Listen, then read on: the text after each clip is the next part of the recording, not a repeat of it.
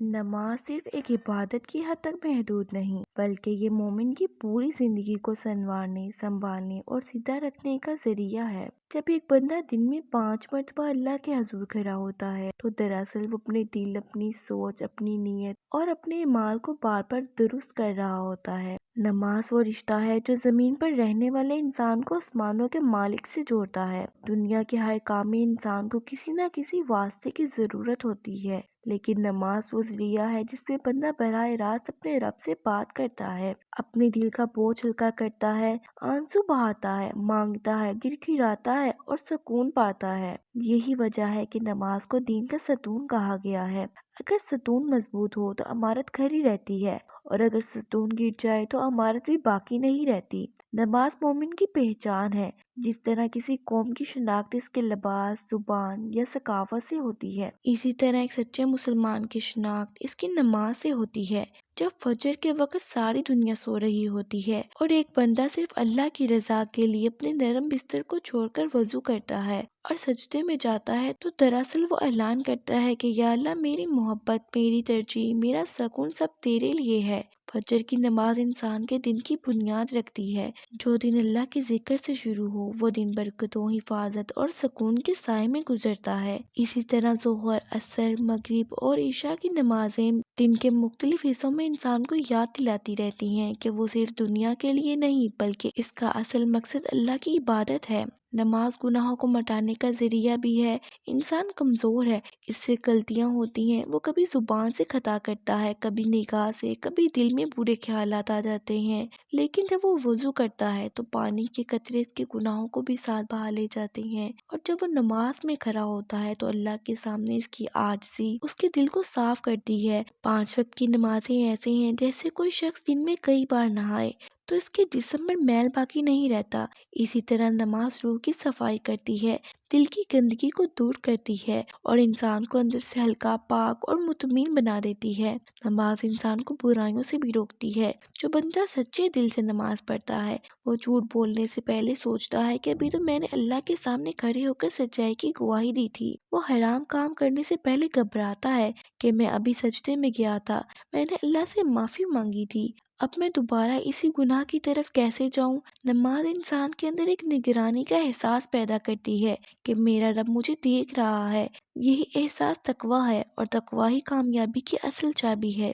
نماز سکون کا خزانہ ہے۔ دنیا کی پریشانیاں، مالی مشکلات، گھریلو جھگڑے، دل کا بوجھ، بے چینی، ڈپریشن، ان سب کا اصل علاج اللہ کے سامنے جھکنے میں ہے۔ جب بندہ سجدے میں جاتا ہے تو وہ سب سے زیادہ اپنے رب کے قریب ہوتا ہے۔ سجدہ وہ مقام ہے جہاں آنسو قیمتی بن جاتے ہیں، دعائیں قبولیت کے دروازے تک پہنچتی ہیں اور دل کا درد زبان سے نکل کر آسمان تک چلا جاتا ہے۔ بہت سے لوگ دنیا میں سکون ڈھونڈتے پھرتے ہیں، کبھی مال میں، کبھی رشتوں میں، کبھی شہرت میں، لیکن اصل سکون نماز میں ہے۔ جو شخص نماز کا ذوق پا لیتا ہے وہ جان لیتا ہے کہ اصل راحت اللہ کے ذکر میں ہے۔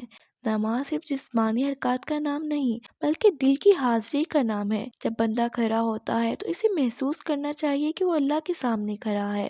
جب وہ رکوع میں جھکتا ہے تو اسے اپنی عاجزی یاد آنی چاہیے، اور جب وہ سجدے میں جاتا ہے تو اسے اپنی بے بسی اور اللہ کی عظمت کا احساس ہونا چاہیے۔ نماز میں پڑھی جانے والی ہر آیت، ہر تسبیح، ہر دعا انسان کے دل کو بدلنے کی طاقت رکھتی ہے۔ سورہ فاتحہ میں بندہ بار بار کہتا ہے، ہم تیری ہی عبادت کرتے ہیں اور تجھ ہی سے مدد مانگتے ہیں۔ یہ الفاظ انسان کو یاد دلاتے ہیں کہ اصل سہارا صرف اللہ ہے، نہ کوئی انسان، نہ کوئی دولت، نہ کوئی طاقت۔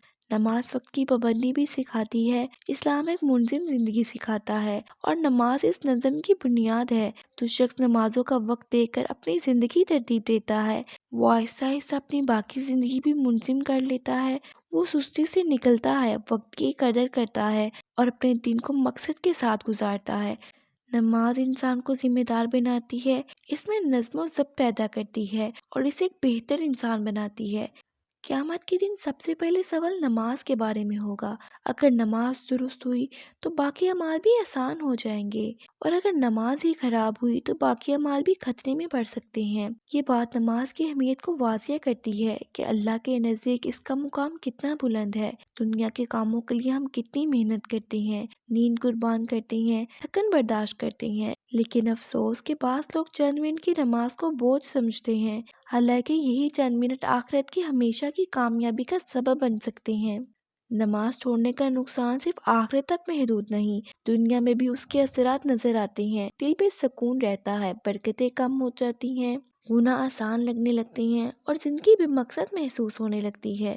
اس کے برعکس جو شخص نماز کی پابندی کرتا ہے، اس کی زندگی میں ایک نور آ جاتا ہے، فیصلوں میں آسانی، دل میں اطمینان اور حالات میں برکت پیدا ہوتی ہے۔